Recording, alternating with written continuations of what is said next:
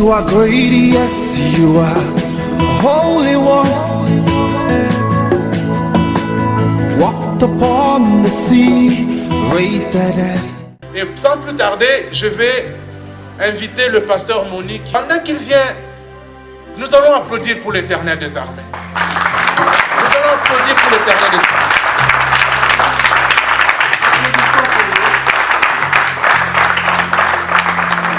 Nous avons une heure du temps de la parole de Dieu. Alors sois disposé pendant ces 1 heure du temps pour que Dieu te parle. Et que tu sortes avec quelque chose qui va changer ta vie. Alléluia. Est-ce que nous sommes prêts à écouter le pasteur Monique? J'aime toujours l'écouter quand il vient ici. Je lui ai dit, quand tu viens ici à Vienne, moi je ne vais pas te laisser passer.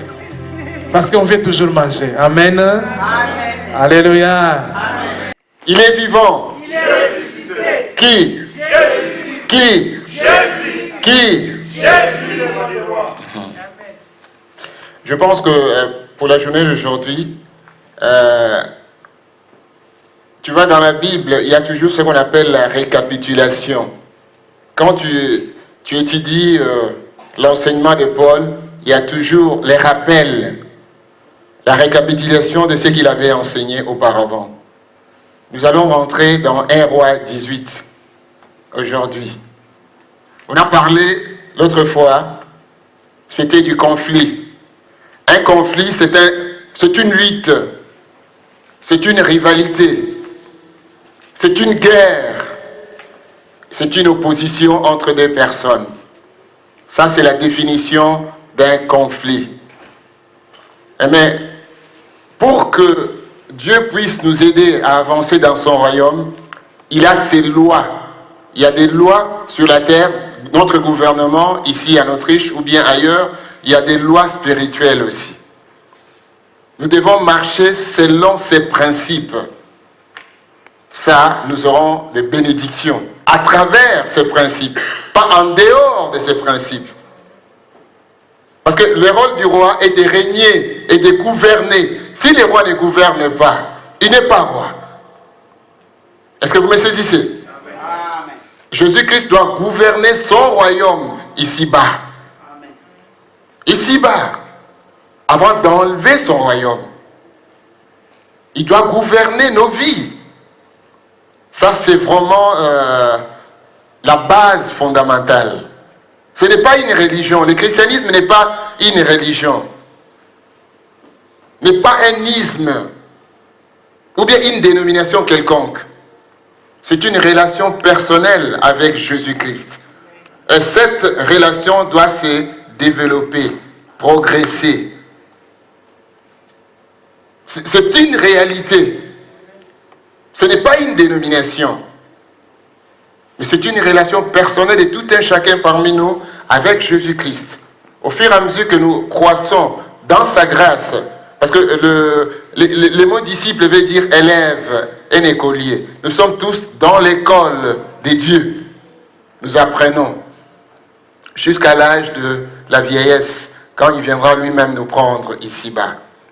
Le Seigneur nous dit dans Jean chapitre 16 verset 33, « Je vous ai dit ces choses afin que vous ayez la paix en moi. Dans ce monde, vous aurez des tribulations. » Le mot tribulation veut dire, ça peut être la famine, la crise économique, dans différents aspects de notre vie. Vous aurez des tribulations. Il a donné un commandement. Prenez courage. Prenez courage. Les défis viendront toujours. Prenez courage, car j'ai vaincu. Tu vois, il est victorieux. Il a combattu le bon combat de la foi. Il a vaincu. Nous sommes des enfants de lumière. Nous marchons dans la victoire. Amen. Nous sommes dans la victoire. Normalement, notre prière sera de lui rendre grâce dans chaque situation auquel nous faisons face. Il est toujours victorieux. Ça, c'est le repos dans la foi. Il est vivant. Allons un peu dans 1 Roi chapitre 18. L'autre fois, je pense, je ne serai pas long aujourd'hui. Si Dieu me fasse grâce, je ne serai pas long. Parce que le prêcheur prêche toujours longtemps. J'avais dit que le conflit est une guerre, est une lutte, est une rivalité, est une opposition entre deux personnes, est une contestation entre deux personnes. Mais le premier but de Satan n'est pas de nous pousser à pécher. Est-ce que vous saisissez?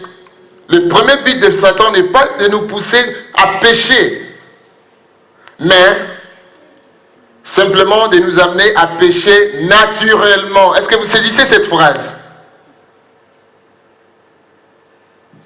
De pécher naturellement.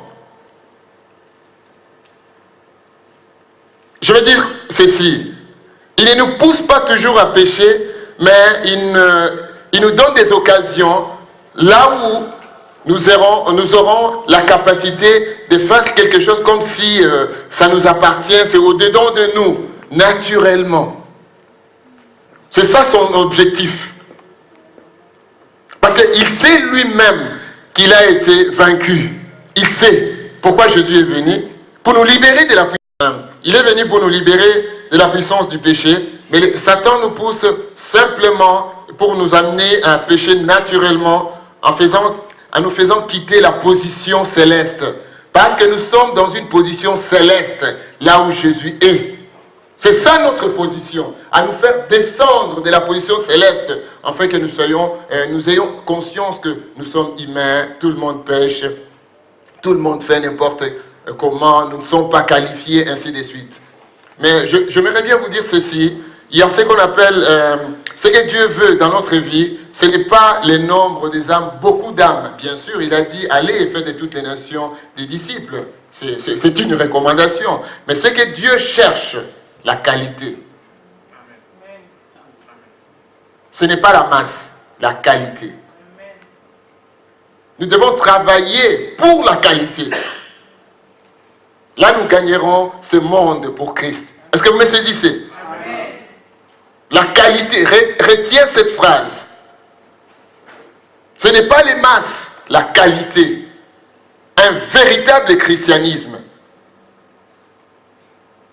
Pas un faux christianisme.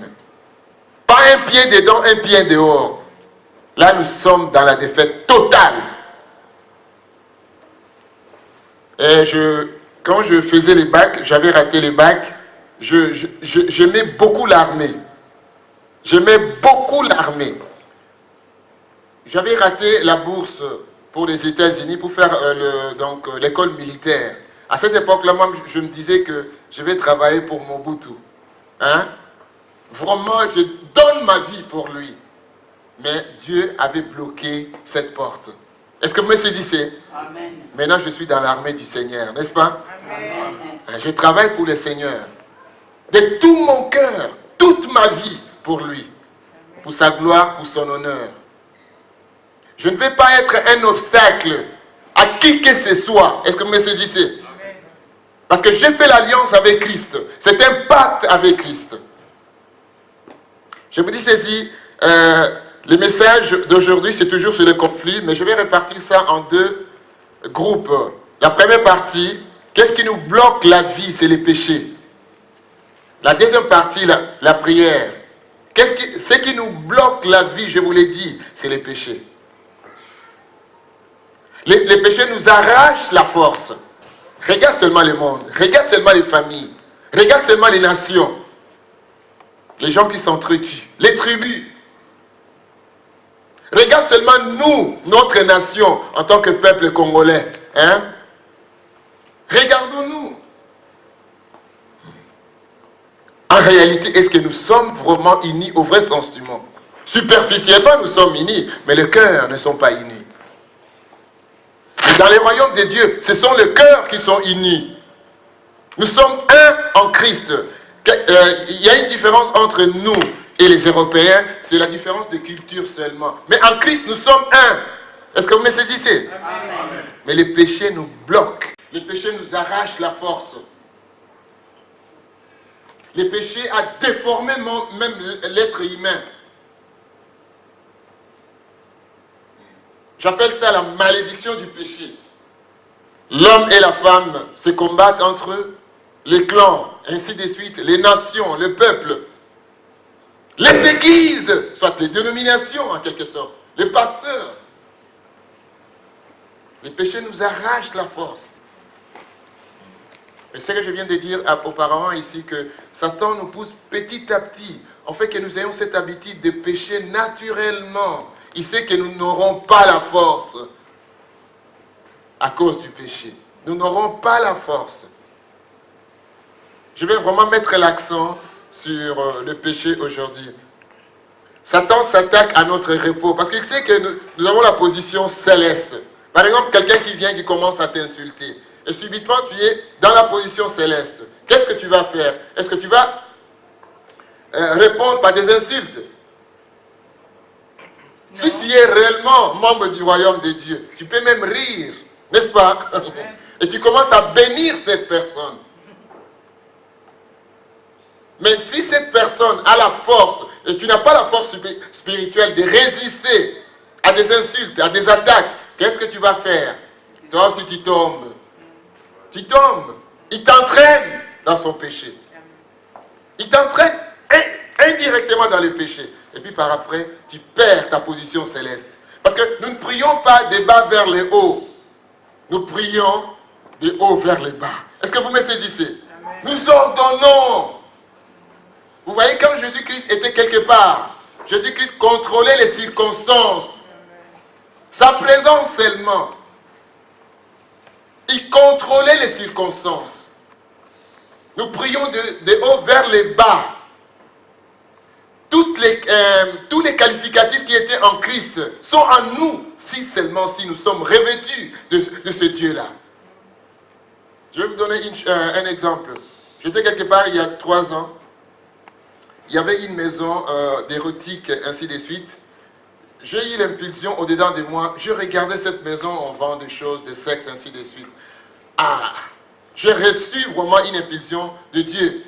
Et j'ai maudit cette maison. Je te dis, cette maison est fermée. Regarde la puissance de la prière, la puissance de la parole, l'autorité de la parole. Vous voyez? Que nous avons cette capacité divine, si nous marchons avec Dieu, de changer, d'inverser les choses. Nous avons ça. Mais qu'est-ce qui nous bloque? C'est les péchés. Quand nous tombons dans les péchés, nous perdons la force. Nous perdons la force. Nous devons vraiment faire très attention avec notre vie. La façon dont nous nous comportons, nous parlons. Parce que vous vous en souvenez du message que j'avais prêché ici. Je suis la propriété du Seigneur. J'ai été vendu en Christ. Je ne m'appartiens plus. Je ne décide plus sur ma vie. Mais je suis seulement ses impulsions, pas à pas. Chacun de nous doit suivre l'homme intérieur. Dieu parle. Il te donne des impulsions comme si c'était tes pensées à toi. De faire quelque chose et de ne pas faire certaines choses. Il parle. Dieu parle. Il est réel et il est vivant. Il parle. L'enseignement que tu avais reçu, tu n'as pas bien compris cet enseignement. Un jour, il te rappelle le même enseignement. Il parle. Il faut suivre les impulsions. Deuxième témoignage. Je suis allé quelque part. J'avais vu une maison dans laquelle on vendait des jouets des enfants avec des mauvais jouets. Mauvais jouets démoniaques. Les Pokémon et ainsi de suite. Tout ça. Mais j'ai eu aussi reçu l'impulsion du Saint-Esprit. Je me suis dit, mais regarde, est-ce que tous ces démons me voient? J'ai rié, hein. Ils me voient réellement en réalité. Ils me voyaient, hein. J'ai maudit cette maison et c'était fermé. Jusqu'à maintenant. Quelle puissance nous perdons. Ce n'est pas parce que tu pries beaucoup. Non. Tu marches selon l'esprit et tu accomplis les actes célestes sur la terre parce que le Saint-Esprit te dirige, même dans la vie d'un petit enfant. Ce n'est pas que nous allons nous réunir pour faire une nuit de prière. Non. Dieu est réel et il est vivant. Si seulement si tu as fait un pacte avec lui, il est en toi. Mais marche seulement avec lui. Tu vas voir sa gloire. C'est un grand Dieu. C'est un grand Dieu. Satan veut nous nous faire descendre de notre position céleste, afin que nous continuions à pécher naturellement, simplement. Nous devons vraiment faire attention avec notre vie. Parce que cette vie, ce corps, c'est un temple, mais ma vie, ce n'est plus ma vie, mais c'est sa vie à moi, à lui plutôt. C'est ses mains, c'est ses yeux, c'est sa bouche, c'est lui qui parle. C'est lui qui parle. Le frère Jacques a mentionné la parole créatrice, mais c'est ça, à travers cette bouche. C'est lui qui parle.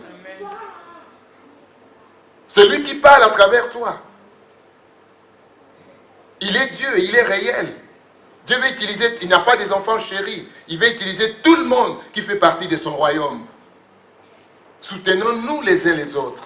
Marchons ensemble comme une seule âme. Amen. Amen. Tu vois? Et allons un peu dans Éphésiens chapitre 6, le verset 11. On avait lu là, ça c'est la récapitulation.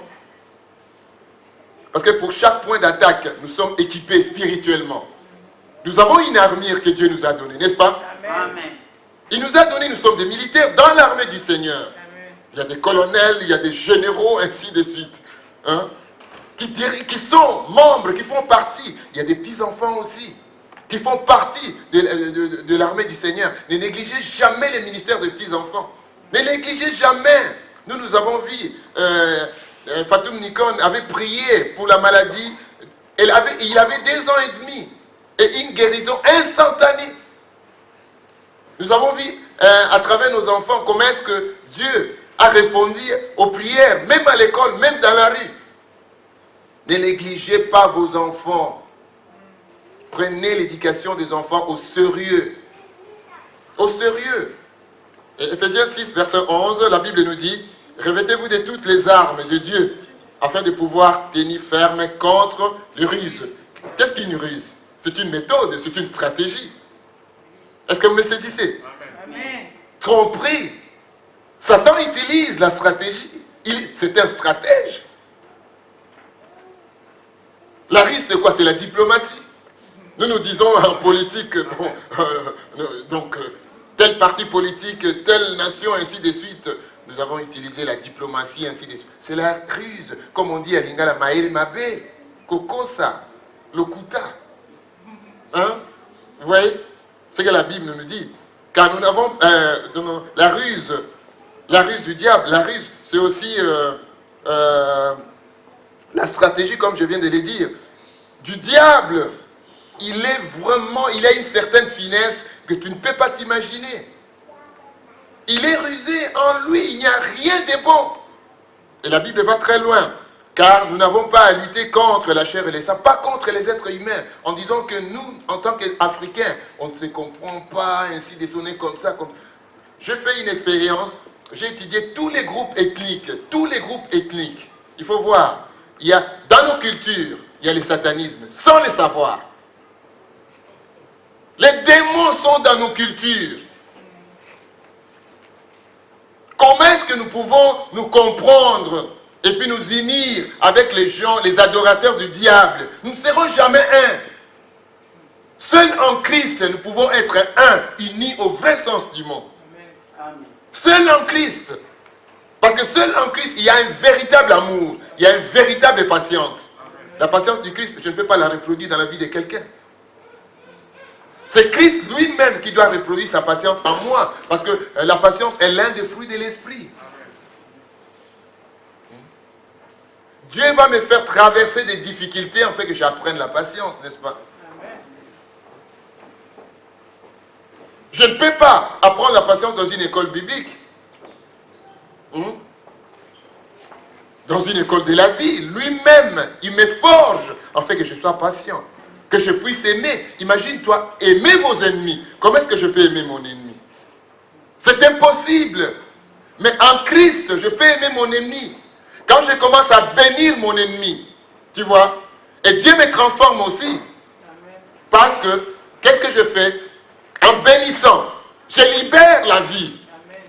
Et quand cette personne reçoit cette vie, la répercussion dans mon cœur, je commence à l'aimer, comme Christ. Est-ce que vous saisissez? Surtout vous les femmes, bénissez vos maris. Bénissez vos maris. C'est vos maris qui devraient diriger vos familles. Ce n'est pas les femmes. Est-ce que vous me saisissez? Amen. là où vous travaillez, bénissez vos chefs. Bénissez vos chefs. Tu vois, nous n'avons pas à combattre contre la chair et le sang, pas contre les êtres humains. Mais qu'est-ce que la Bible nous dit? C'est ça, c'est terrible. Contre les dominations, dans les règnes, quoi. Contre les autorités. Hein? Il y a des groupes, hein, contre les princes de ce monde des ténèbres. Il y a un niveau où il y a les princes, par exemple, le prince des ténèbres qui viennent à la main. Comment est-ce que tu peux les combattre sans Christ? C'est impossible. C'est vraiment impossible. Vous savez bien que vos partis politiques sont dans ces sectes. Ils sont dans ces sectes. Comment est-ce que nous pouvons les combattre? Et nous disons que nous sommes des combattants, nous marchons. Hein? Ils nous ont donné la permission, nous marchons. Et puis par après, ils vont financer notre marche. Nous sommes où? Africains. Hein? Nous sommes où? Ceux-là qui détruisent votre pays, ils ne veulent pas du bien de votre pays. Ils ne veulent pas les progrès réels au vrai sens du mot. C'est Dieu. Et nous allons nous ressourcer à Dieu pour qu'il libère la vie, pour que ces gens se détournent de Satan et s'accrochent à Christ. Il va plus loin, l'écrivain sacré. C'est pourquoi. C'est comme si c'était la conclusion. C'est la raison pour laquelle il dit: prenez les armes de Dieu. Toutes les armes de Dieu. Afin de pouvoir résister. Qu'est-ce que cela veut dire résister? Contrecarrer, contre-attaquer, s'opposer. S'opposer. Est-ce que vous avez déjà prié cette prière? Que je n'accepte jamais la défaite. Est-ce que tu as déjà prié cette prière? Des prières agressives. Je n'accepte jamais la défaite. On avait un problème. Quelqu'un avait bloqué notre dossier quelque part. Nous commencions à ordonner à cette personne: libère ce dossier. Aujourd'hui, libère ce dossier. Libère ce dossier. Et la personne a libéré le dossier. Amen. Amen. Oh. J'aime la prière plus que la prédication. Parce que la prédication, je parle aux hommes. Mais là, dans la prière, donc, je suis mandaté. Vous voyez des circonstances là dans nos vies, dans nos familles. Les diables, les démons sont là. Un jour, j'avais l'étude biblique avec des anglophones. Je te dis que j'avais gêné, j'avais prié. Je suis arrivé dans la maison. La personne, il n'y avait personne. Je suis entré, je me suis assis. L'un est venu. Et qu'est-ce qu'ils ont commencé à faire? Ils ont allumé la radio. À haute voix, disco. J'ai gêné, j'ai prié. J'étais calme dans la paix. Je vous dis, dans la paix. Et j'ai ordonné seulement à tous ces démons de partir. Immédiatement. De passer ça, de passer ça. Et comme des fous. Vous voyez? Nous avons vraiment la victoire. Ce Dieu-là est réel. Et les démons sont réels. Satan est réel. Mais nous avons la victoire en Christ. Amen. Amen. Nous avons vraiment la victoire en Christ. Ce n'est pas une théorie. Les grands conflits que nous avons dans la vie, ce n'est pas les démons, ce n'est pas Satan. Mais la marche selon la chair. Saisissez-moi. C'est un grand conflit. Au lieu de marcher selon l'esprit, nous marchons selon la chair. C'est un grand conflit. Au lieu que nous communiquions la vie, nous communiquons quoi? Rien. Nous pouvons citer les versets bibliques.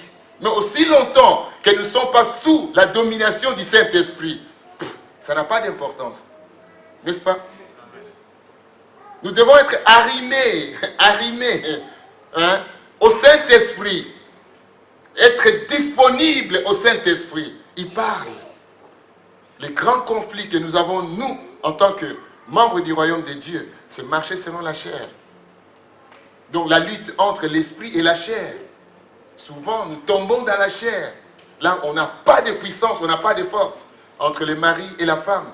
Des petites discussions vaines, bêtes, entre les deux dénominations, ou bien 3 dénominations. Hein? On tombe. On n'a pas la force, on n'a pas la puissance. Entre 2 nations, ainsi de suite. Mais dans le royaume de Dieu, les grands conflits, Ce n'est pas entre nous et les démons, non, non, non, non. Entre nous et le Saint-Esprit. Est-ce que vous me saisissez? Amen. Retenez ça, retenez ça. Pourquoi la Bible nous dit que dans Galates 5, verset 16, il nous dit marchez selon l'Esprit et vous n'accomplirez pas les désirs de la chair. C'est un commandement. Soyez sous la domination du Saint-Esprit. Soyons sous la conduite du Saint-Esprit. Et vous n'accomplirez pas les désirs de la chair. Et les désirs de la chair sont contraires aux désirs de l'Esprit. Sont contraires en opposition. Quand tu lis le verset 17, afin que vous ne fassiez pas ce que vous voudriez. Vous voyez le christianisme. Je suis sauvé par la grâce de Dieu, par la puissance de Dieu. Je ne m'appartiens plus. Et je ne vais plus faire ma propre volonté. Mais je vais faire la volonté de qui? De Christ. C'est ça le véritable christianisme. Amen. Souvent nous tombons ici, par exemple, dans 1 Roi 18. Quel était le péché d'Achab? Ainsi de suite. C'est le faux mariage. Le faux mariage. Et quelles étaient les conséquences fâcheuses dans l'église? Mais Jézabel adorait, et son papa adorait des idoles. Le papa de Jézabel va visiter qui? Les rois Achab, n'est-ce pas? Tu fais un faux pacte sans être inspiré par Dieu. C'est fini, hein? La conséquence. Si tu es un leader quelque part, en tant que pasteur, en tant que leader dans la famille, tu dévies quelque part la conséquence dans toute la vie de la famille, n'est-ce pas? Amen. Marchez selon l'esprit et vous n'accomplirez pas les désirs de la chair. Ça, c'est un grand combat. Hein? Tu vois? Et la Bible nous dit aussi, oui, car la chair a des désirs contraires à ceux de l'esprit, et l'esprit en a des contraires à ceux de la chair. Ils sont opposés entre eux, rivalité, n'est-ce pas? Afin, quel est le but, quel est l'objectif que Dieu veut nous donner là-bas? Afin que vous ne fassiez point ce que vous voudriez. Tu vois? Je suis la propriété du Seigneur, comme je venais de le dire. Dans 1 Roi 18, nous voyons au verset 18, l'écrivain sacré nous dit ici, je ne trouble point Israël. Troubler veut dire créer la confusion, les désordres. Comment est-ce que lui, il était Élie, l'homme loin de Dieu? Dans Jacques 5, la Bible nous dit que Élie était un homme de la même nature que nous. Il était comme moi et toi. Il est né de papa et de maman. Mais il avait prié. Alors Moody avait dit quelque chose de bon à propos d'Élie. Il a dit que Élie avait prié. Il avait une clé. Sa clé était la prière. Il a fermé les cieux. Il a pris cette clé, il l'a mis dans sa poche. Il est parti se promener. En randonnée quelque part. Pendant 3 ans et demi. Il a fermé les cieux. Tu peux le faire aussi. Il n'y a aucune différence entre Élie et toi. Mais la consécration, le sérieux. Est-ce que vous saisissez? Amen. Le sérieux. Élie ne marchandait pas avec Dieu. Ou bien je marche avec toi, ou bien je ne marche pas avec toi. Ou bien je suis chrétien, ou bien je ne le suis pas. Amen. Tu vois? Il dit, c'est toi, au contraire, et la maison de ton père, puisque vous avez abandonné les commandements de l'Éternel et que tu es allé après les Baals. Ici, je vois ici les péchés personnels. Je venais de les citer. Le faux mariage. Péché personnel. C'est que toi-même tu commets. Et ou bien tu as commis quelque part. Ça, c'est les péchés personnels. Nous devons travailler sur nos caractères. Est-ce que vous me saisissez? Amen. Nous devons travailler. Chacun de nous. Jésus est mort pour tous les péchés. Mais il y a certaines choses que nous faisons qui sont devenues comme des habitudes. Là, nous devons travailler sur ça, dans nos familles, dans nos maisons. C'est que Dieu rappelle toujours dans ton esprit. C'est que tu évites, Dieu me parle, ah non, c'est que j'avais commis. Peut-être tu avais volé quelque part, peut-être tu es orgueillé quelque part, peut-être l'adultère, peut-être la fornication, ainsi de suite. Peut-être le vol, les mensonges qui se répètent, ainsi de suite. Dieu a déjà pointé du doigt. Mais tu refuses, tu ne seras pas une bénédiction. Pour Achab, c'était le faux mariage. C'était son péché personnel. Il a péché contre Dieu. Le péché contre Dieu, le péché c'est la trahison. Que Dieu ne peut pas me donner une femme de ma vie, que Dieu ne peut pas me donner un homme de ma vie. je marchande moi-même. Ah non, quelque part, je vais faire ça, ainsi de suite. Non, non, non, non, non. Non, le mariage est une bénédiction. Une bénédiction, réellement. Si tu t'es attendu à Dieu, donne-moi la femme de ma vie. Lui, il avait péché son péché du mariage. Peut-être l'argent. Là où tu avais dit que je vais financer l'œuvre de Dieu. Mais tu n'as jamais financé l'œuvre de Dieu. Moi, j'étais un bébé chrétien. Mais je dis, quand les pasteurs me voyaient, ah, il est là. Je finançais. Hein. Il y a des gens dans l'église qui viennent, oh, Dieu m'a dit que je vienne chez toi, je dois payer un peu le loyer. Imagine-toi, payer les loyers à cette époque-là. 4000 zaïrs. C'était beaucoup. Et là, je vais te voir. Et je prends 4000 zaïrs, je donne à quelqu'un. Je ne savais pas que j'investissais aux cieux. Quand les pasteurs me voyaient, vous avez besoin de quoi? Je finançais moi. On ne me demandait pas. On ne me demandait pas. Oh, donner les dîmes comme ça. Non, moi-même j'ai allé. On ne m'avait pas enseigné sur la dîme. Moi-même je suis allé. Pasteur, vraiment Dieu m'a mis à cœur. Je donne l'enveloppe au pasteur. Il dit, ah, tout le monde était émerveillé en disant que, mais un bébé chrétien comme ça, qui est ouvert aux choses de Dieu. Après les messages, quand Dieu parle, je me mets debout. Dieu m'a parlé publiquement. Je ne cachais rien. Dieu m'a parlé. Ce message, c'est pour moi. Tout le monde était étonné. Parce que j'ai été transformé. Les gens qui étaient même des anciens, qui regardaient en tout temps. Les anciens dans l'église, mais qui n'avaient pas la vie. Vous voyez? Il faut s'ouvrir réellement en Christ. Mais les péchés d'Achab, c'était quoi? Péché personnel et péché des familles. Vous voyez? Je ne vais pas entrer. Famille dit hérédité, la transmission des caractères des parents aux enfants. Même il y a des hérédités, il y a l'hérédité spirituelle aussi. Les mêmes démons qui contrôlaient les parents sont transmis aux enfants. Ma petite fille qui, à cette époque-là, elle avait 16 ans. Elle était venue ici en Autriche. Elle m'avait dit que, tonton, les gens disent en Belgique que les Baswahili sont de prostituées, et puis les Baswahili sont de... Comme ça, moi je dis, mais moi je suis Mswahili. Est-ce que moi je suis prostituée? Je cherche la femme de qui? De personne. De personne. Pourquoi ne pas vivre comme ça? Je dis, elle avait 16 ans à cette époque. Pourquoi ne pas vivre comme moi? On nous critique parce qu'il y a quelque chose, n'est-ce pas? Mais moi je ne suis pas comme ces Baswahili là. À cette époque-là, oui, je ne suis pas comme Sébastien. Dieu contrôle mes émotions, tout, il contrôle. Je suis satisfait en Christ. Si je n'ai pas de femme, je reste comme ça.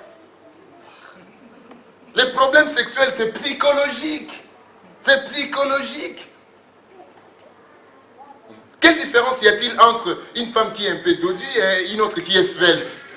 C'est une femme seulement. Dans ma tête, c'est une femme. Je n'ai pas de femme, je n'ai pas de femme. Amen. Amen. Je dois chercher la femme. Pourquoi? Et toi, tu commences à chercher les désirs sexuels. Au même moment, tu n'as pas de femme. Et attention. Et Satan va venir faire quoi? Il place une belle femme à côté de toi. Une femme qui vient avec tout. Qu'est-ce que tu vas faire? Tu dis que, oh non, Satan m'a fait tomber. Non, toi. C'est toi. Ce n'est pas Satan. Le péché d'Achab, c'était péché d'hérédité, rébellion aussi et idolâtrie. Je mets l'accent sur le péché personnel. Dans Évangile selon Jean, chapitre 8, verset 45 à 46, Jésus a dit, qui de vous me convaincra du péché? Ça, c'est une grande déclaration. Un Dieu qui parmi vous peut me pointer du doigt que je suis pécheur. N'est-ce pas? Avons-nous un témoignage comme Christ? Avons-nous un témoignage comme Christ? Nous pouvons fermer la bouche des païens et des religieux. Lui, il nous montre l'exemple. Qui parmi vous? Qui de vous? Montrez-moi là où j'ai péché. Montrez-moi là où j'ai menti. Montrez-moi là où j'ai triché. Voilà, nous devons avoir un bon témoignage, même si on nous pointe du doigt, mais nous sortons indemnes. Ah, je suis là. Vous voyez, notre maître, c'est notre modèle, c'est notre exemple, n'est-ce pas? C'est lui qui nous dirige. Hein? Tu vois, il a dit dans Jean 8 toujours, le verset 44, il s'était adressé aux pharisiens qui avaient des grosses Bibles. Ils mémorisaient tout l'Ancien Testament dans la tête. Mais vous êtes du diable. Imaginez-vous, vous êtes du diable. Parce que vous voulez accomplir les désirs de votre père. Il a été meurtrier dès les commencements. Meurtrier, c'est qui? Un assassin. Quand Dieu te fait grâce, tu es grosse. Ou bien tu as un enfant quelque part, dans le ventre d'une femme, ainsi de suite. Tu veux tuer cet enfant. Tu es un assassin. Ou bien assassine, n'est-ce pas?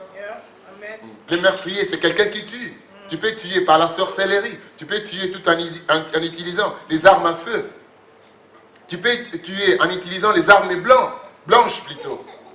N'est-ce pas? Tu peux tuer tout en utilisant des paroles mauvaises. Nous sommes de ceux-là qui bénissent les autres. Mais lui, le diable, c'est un meurtrier, un assassin. Et ce pharisien avait la nature de qui? De diable.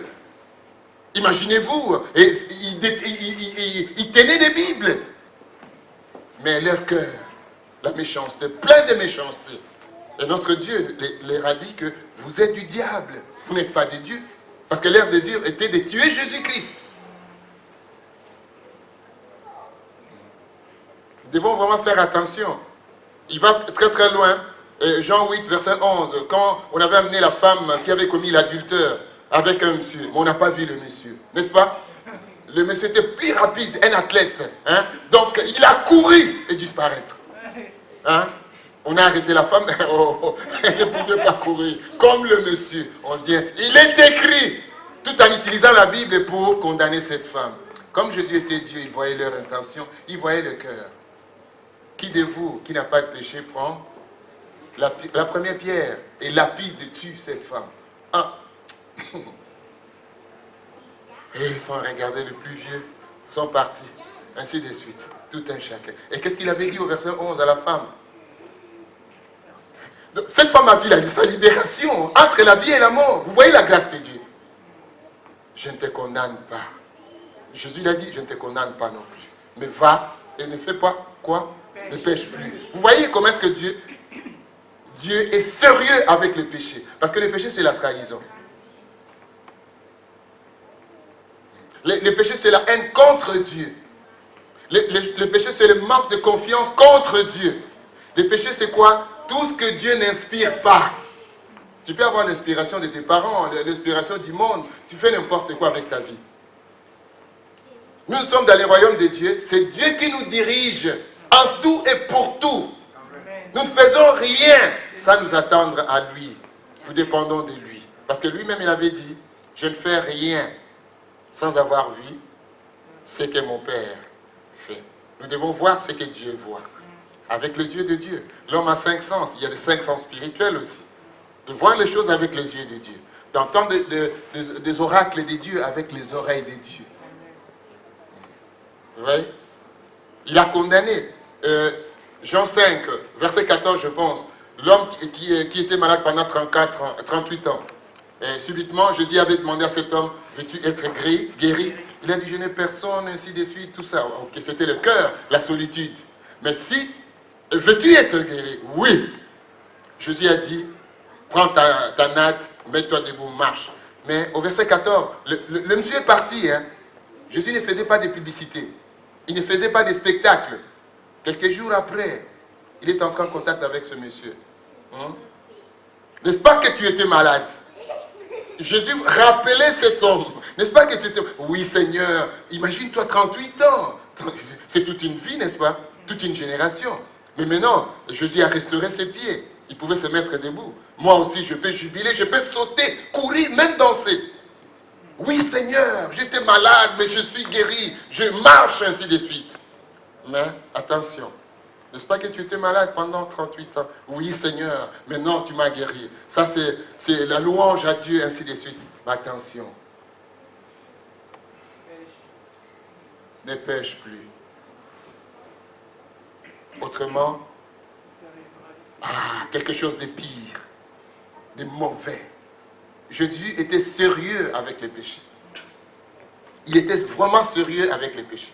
Nous devons les savoir. Nous pouvons prier, mais quand nous vivons, nous marchons selon la chair, il n'y aura pas un impact. Il n'y aura pas un impact. Il est miséricordieux, il peut répondre. Il répond même aux prières de certaines personnes qui ne sont même pas chrétiennes, à cause de sa miséricorde. Mais si nous voulons tout simplement bouger ces pays au vrai sens du mot, nous devons marcher avec lui. Vraiment marcher avec lui comme un seul homme. Nous verrons la gloire de Dieu. Parce que ce pays est un pays rocaillé, dur spirituellement. Il faut que Dieu nous visite nous-mêmes. Il est Dieu. Tu vois?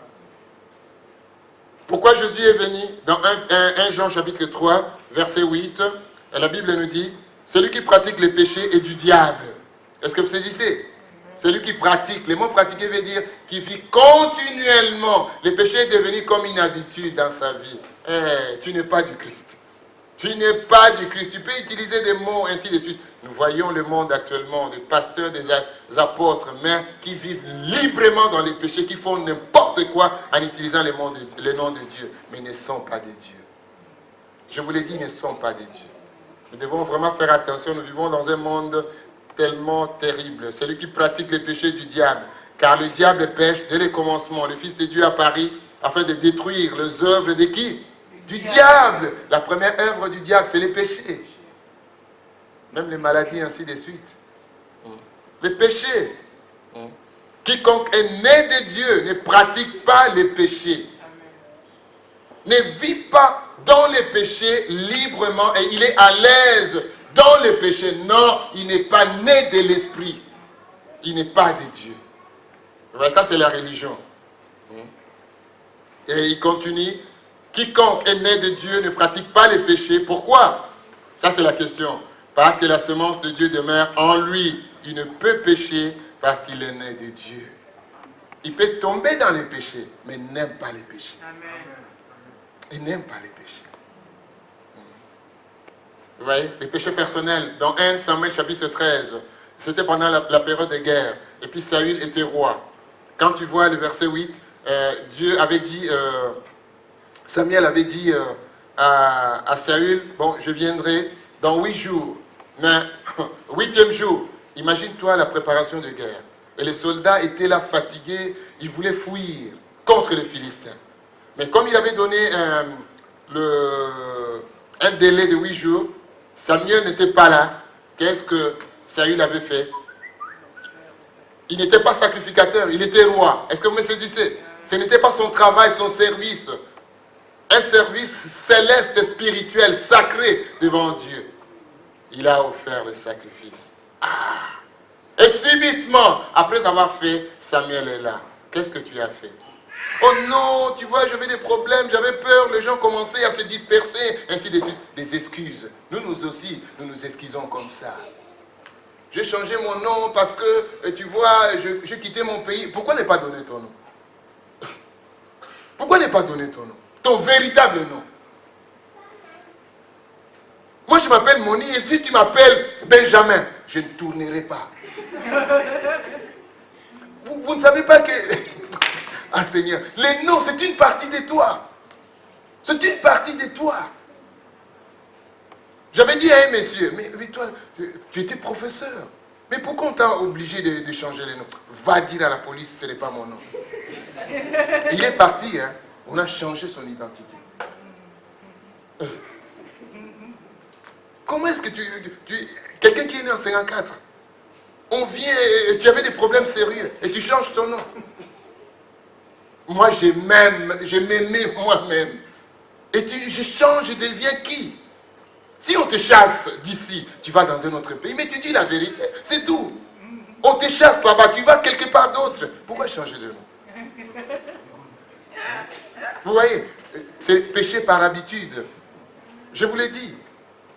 Péché par habitude, nous pouvons le commettre, nous aussi. J'avais trouvé une femme Donc, elle est maintenant en Angleterre. Hein.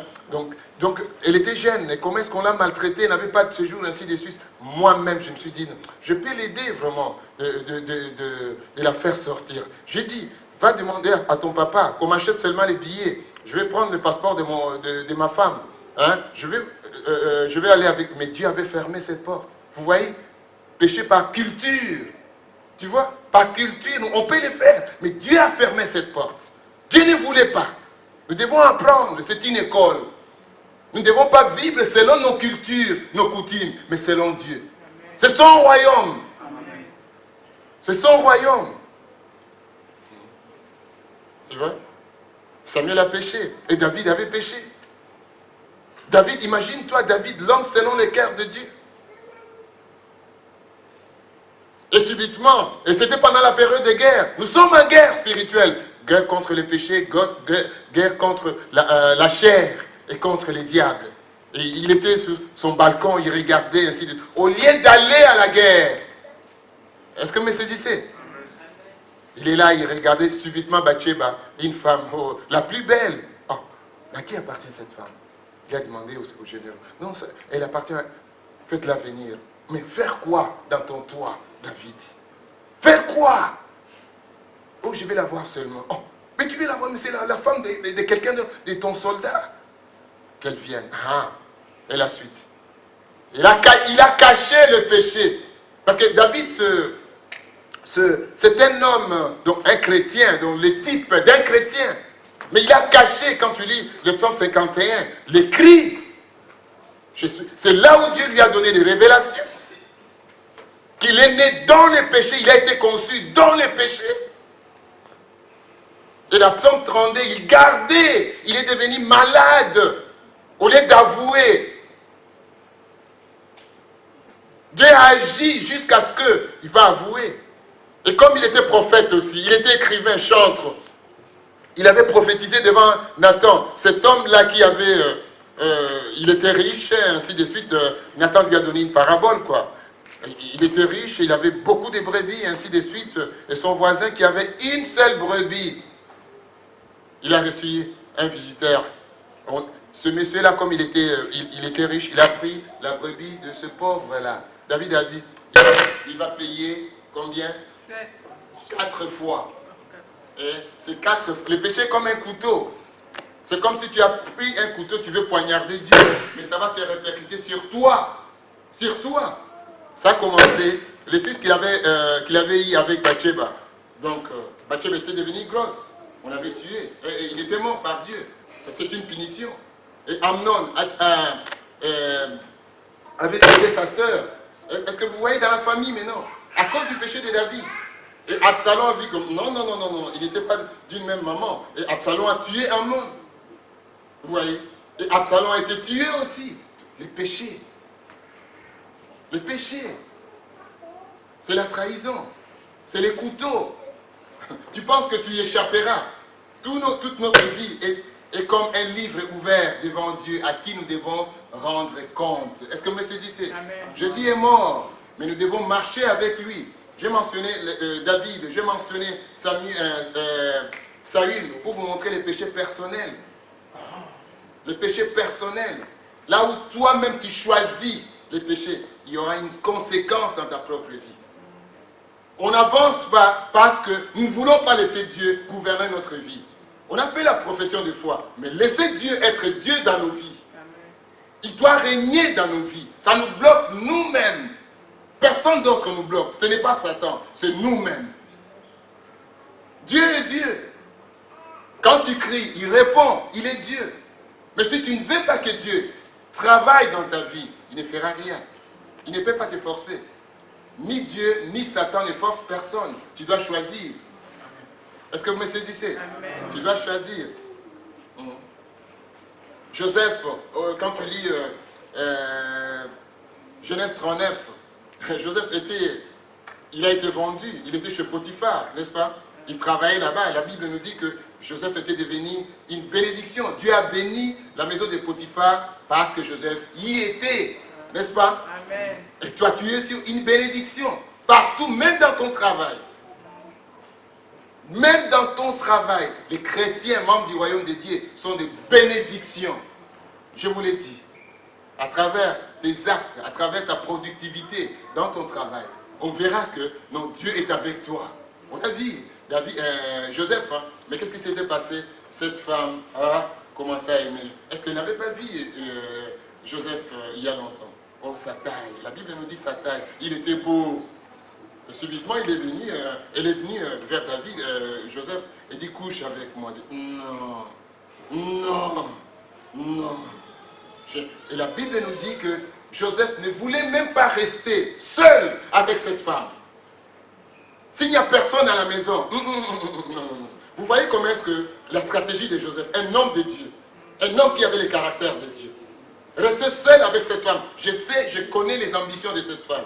Un jour, elle va plonger sur moi. Il ne voulait pas rester seul. Et quand cette femme a demandé, dit, non, non, comment est-ce que je pécherai contre Dieu? Ce monsieur m'a béni. Il est païen, mais il m'a béni. Il m'a donné la responsabilité.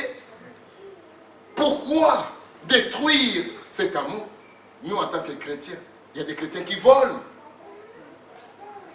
N'est-ce pas? Il y a des chrétiens qui vendent des bénédictions. Est-ce que ce sont des chrétiens?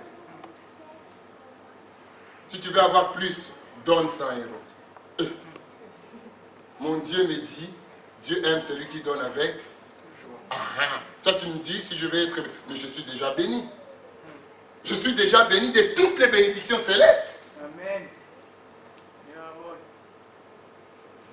Je ne donne pas parce que Dieu m'a dit de donner. Je donne par amour pour Dieu. Je l'aime. Il m'a aimé le premier. Amen. Et il me fait du bien. Je donne à quelqu'un parce que c'est une créature de Dieu. J'aide quelqu'un parce que c'est une créature de Dieu. Vous êtes tous précieux devant Jésus-Christ, n'est-ce pas? Amen. Pourquoi m'interférer entre ta vie et la vie de Dieu? Il arrive des fois, moi j'ai reçu l'argent, sans même... Comme ça, je suis allé quelque part, je fais le service de Dieu, avec les blancs.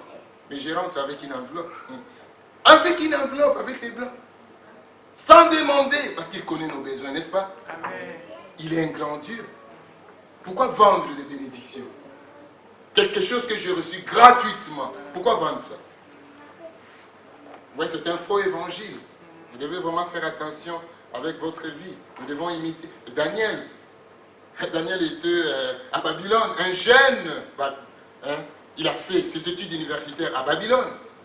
Et puis par après, donc Nebuchadnezzar a dit que non, ces jeunes gens doivent manger la même nourriture que je mange pour pouvoir suivre donc leur état de santé, leur travail intellectuel, ainsi de suite, pendant 3 ans. Et puis par après, je verrai, parce qu'ils vont passer un examen pour travailler dans mon palais. Daniel faisait partie. Et Daniel a dit, il connaissait les lois lévitiques, n'est-ce pas? Il y a certaines nourritures que le Babylonien mangeait, mais les Juifs ne mangeaient pas ça.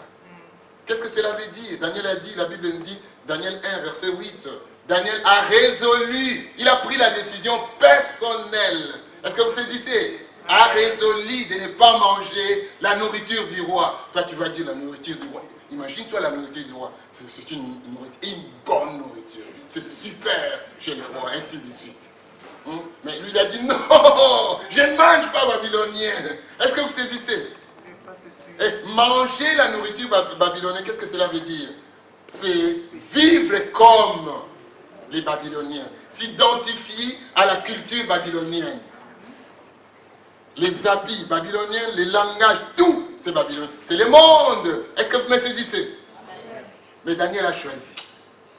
Les choix personnels, les choix décisifs. Es-tu comme Daniel? Est-ce que tu vis comme Daniel? Et puis par après, qu'est-ce que Dieu... Donne-moi seulement le légumes et l'eau. Oh. Si je ne mange pas la nourriture babylonienne, donne-moi. Je vais manger même les matamba. C'est très bien. C'est super. Tu verras. Daniel était un homme de foi. Il a dit, tu verras après 3 ans.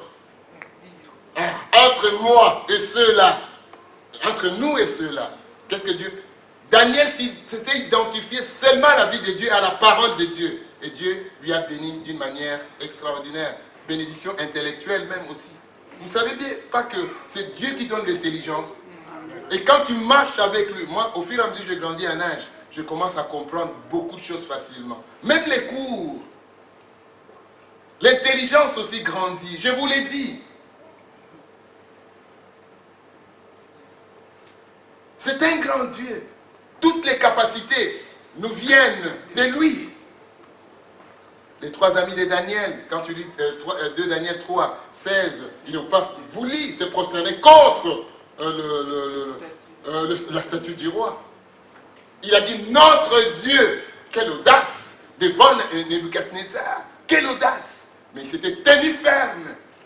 Dieu veut se glorifier en toi. Dieu veut être fier quelque part là. Il regarde. Oh Emmanuel, oh, vraiment c'est mon fils. Personne n'est comme lui, comme il avait dit à propos des gens. Et fier. Est-ce que Dieu peut te rendre témoignage de toi sur la terre? Dans ta rue, dans ton école, hein, dans la société là où tu travailles.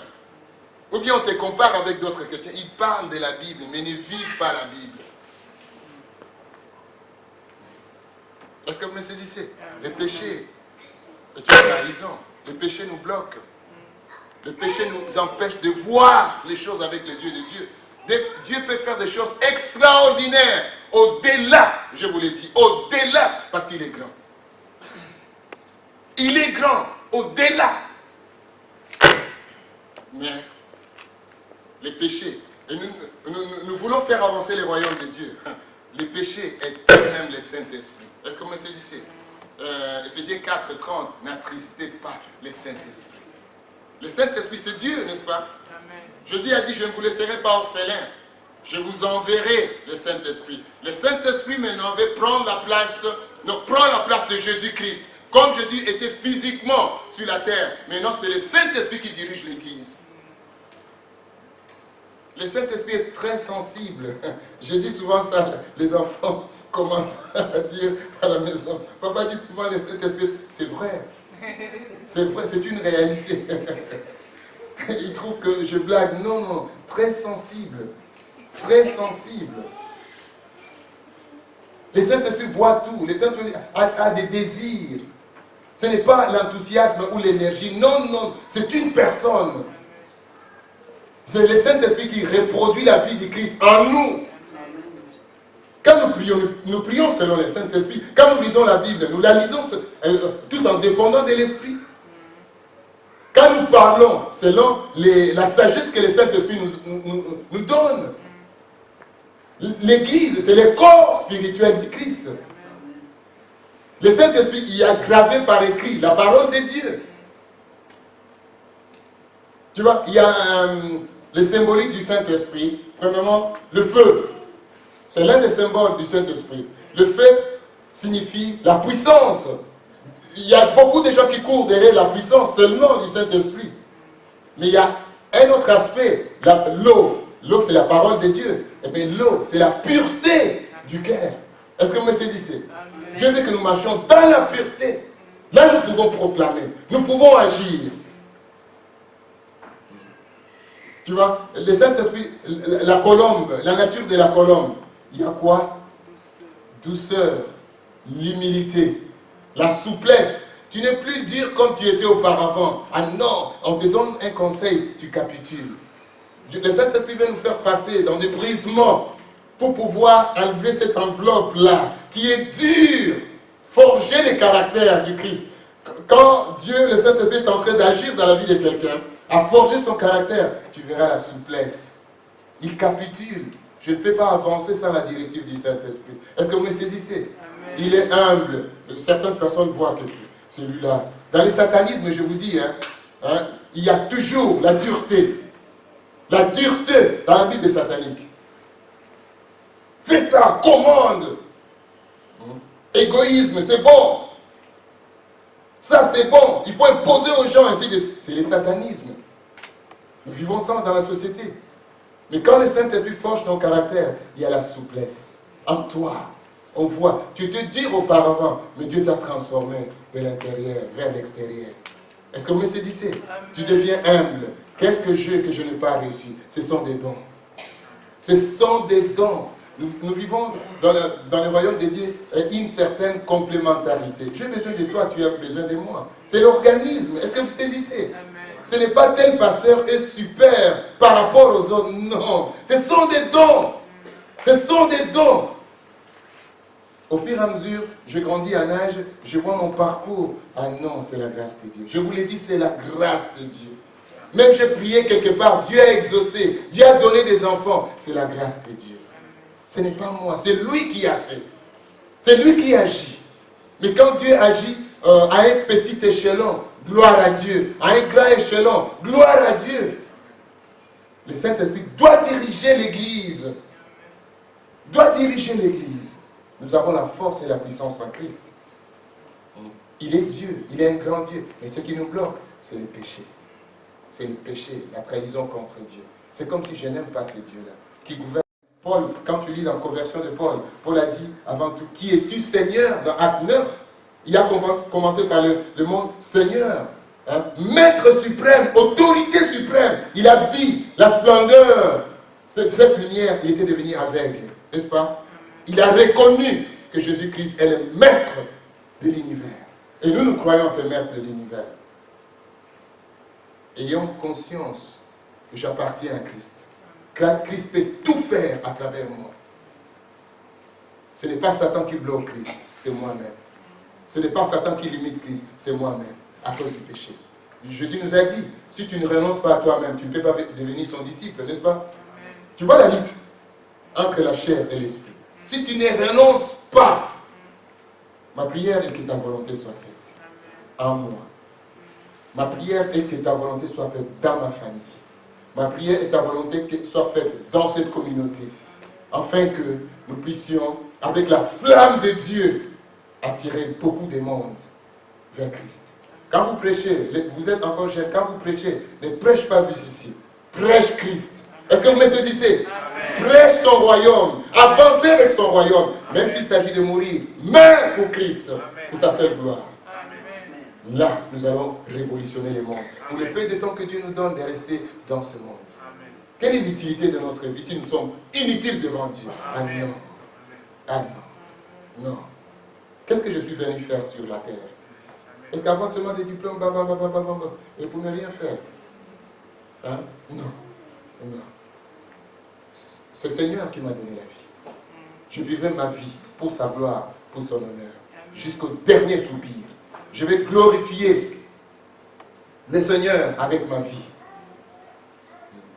Je vais glorifier le Seigneur en obéissant à sa parole, en posant des actes qu'il me demande de faire, parce qu'il est mon Dieu. En lui, il y a la grâce. En lui, il y a la vie.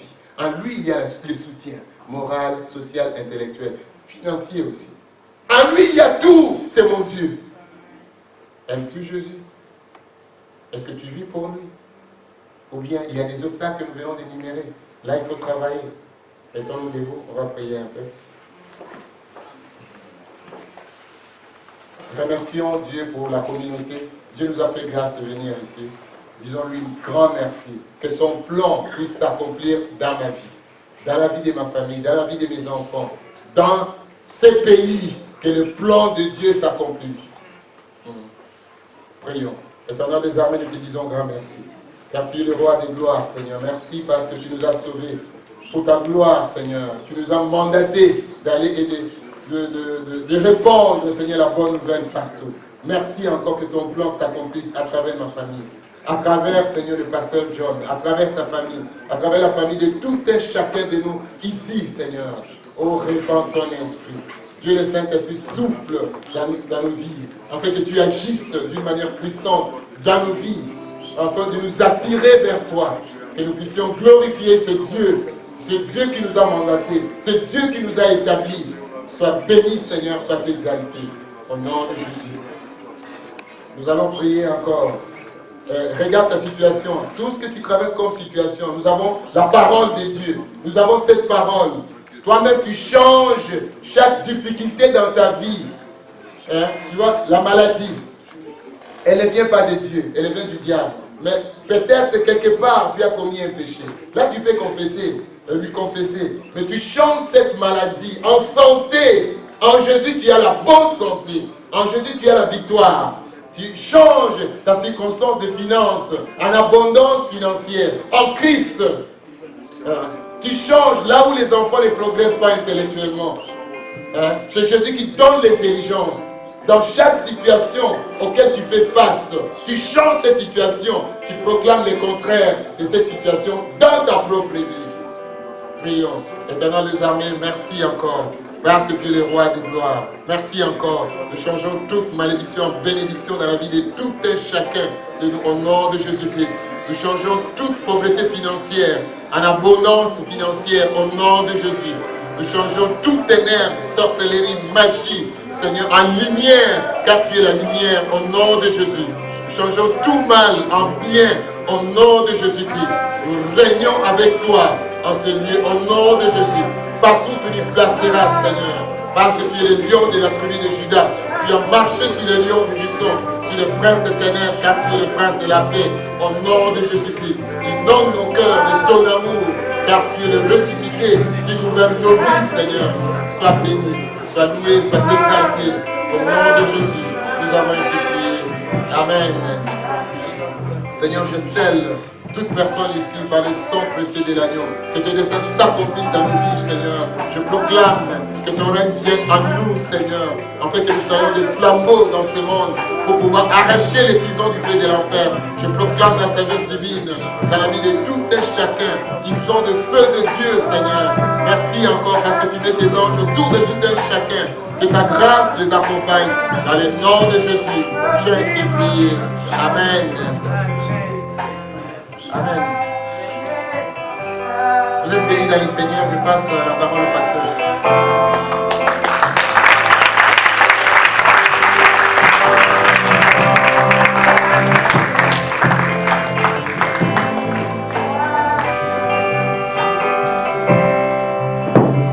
Alléluia.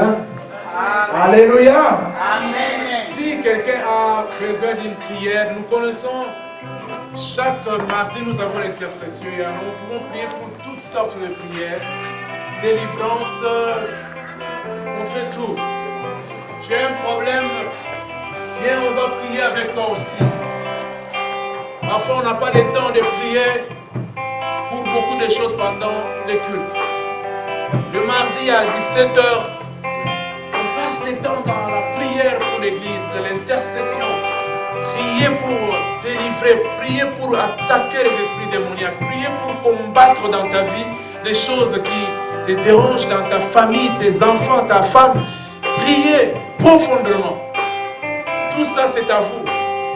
Ne restez pas toujours liés, souffrant de quelque chose, alors que Dieu nous a donné dans le royaume la puissance de dominer sur les circonstances. Et nous devons dominer sur les circonstances avec la puissance que Jésus nous a donnée. Ne laisse pas toujours que les circonstances te dominent. Et tu n'acceptes pas que c'est normal. Et nous sommes africains, non? Nous sommes étrangers, c'est normal. C'est normal. Non, frère, c'est pas normal. Dieu veut le meilleur pour toi. Alléluia. Amen. Bien-aimé, je souhaite que tu prospères à tous égards. Que tu sois en bonne santé. Qu'on prospère l'état de ton âme. S'il y a des péchés qui dominent sur toi, tu dois prendre l'autorité sur ça. Ou bien tu viens à l'intercession, tu trouves les pasteurs, on parle de cela et on prie que tu sois libre. Parce que le diable veut te contrôler au travers d'un péché caché, un péché quelconque, un péché normal. Tu trouves ça normal de faire quelque chose, mais qui n'est pas juste devant Dieu. Et tu détruis ta vie de tous les jours. Tu es esclave. Le diable domine sur toi. Nous sommes les rois. Nous sommes la tête et non la queue. Mais ce sont seulement des slogans. Si tu vis dans la vie de péché, accepte d'être délivré. Nous occupons une position élevée. Et c'est là où nous sommes. Quand tu vis dans les péchés, tu descends. Et Satan te détruit. C'est ce que tu veux. Jésus veut changer ta mentalité. dois être libre à partir de ta tête. Il y a un travail à faire que Jésus veut faire dans ta vie. Mais Jésus t'aime. Il a un projet merveilleux pour toi. Laisse que Dieu te bénisse. Laisse que Dieu te bénisse. Seigneur, bénis ce peuple. Là où il y a un lien, une chaîne, là où il y a l'esclavage quelque part dans la vie de quelqu'un. Si nous sommes venus à l'église, c'est pour, Seigneur, recevoir l'incité de l'Éternel et que ta parole nous délivre. Cette parole, c'est ta parole. Laisse que cette parole puisse délivrer chacun de nous maintenant dans sa vie, quelque part là où il est lié. Là où il est lié, Seigneur Jésus. Que tu puisses bénir quelqu'un. Manifeste-toi aujourd'hui et laisse que la vie de quelqu'un change. Saint-Esprit, ce n'est pas la monotonie, ce n'est pas une routine, Seigneur Jésus, venir à l'église et rentrer. Tu es vivant et quand nous vivons, agis dans la vie de quelqu'un et touche maintenant et brise les liens dans le nom de Jésus-Christ quelque part. Là où quelqu'un est lié, dans le nom de Jésus. Là où quelqu'un est lié, Seigneur, brise, laisse que l'onction agisse. L'onction qui brise les joues, que ça agisse maintenant. Saint-Esprit agit, confirme ta parole dans le nom de Jésus, car tu veux le bonheur de ton peuple. Laisse que tu agisses maintenant dans cette église. Nous devons influencer le monde. Nous devons être la tête, non la queue. Nous devons être témoins partout. Nous devons, Seigneur, être, Seigneur Dieu, faire l'impact. Mais agis en nous maintenant, Seigneur. Dans les jeunes, dans les papas, dans les mamans. Dans nos familles, dans nos affaires, dans nos études, dans nos mariages. Que tu agisses maintenant. Confirme cette parole, Saint-Esprit. Tu as dit là où 2 ou 3 sont rassemblés, tu es là. Confirme maintenant cette parole. Parce que tu es là, dans la vie de chacun de nous. Brise, détruis, Seigneur Jésus, et bâtis maintenant. Que quelqu'un soit libre aujourd'hui. Que quelqu'un soit libre aujourd'hui. Que la vie de quelqu'un change aujourd'hui dans le nom de Jésus. Tous les jeunes, que l'intelligence vienne dans la tête de tous les élèves, Seigneur. Laisse que ton nom soit béni. J'ai déclaré et je te fais confiance. Dans le nom de Jésus, nous avons prié. Amen. Amen. Est-ce que nous pouvons applaudir pour le roi des rois?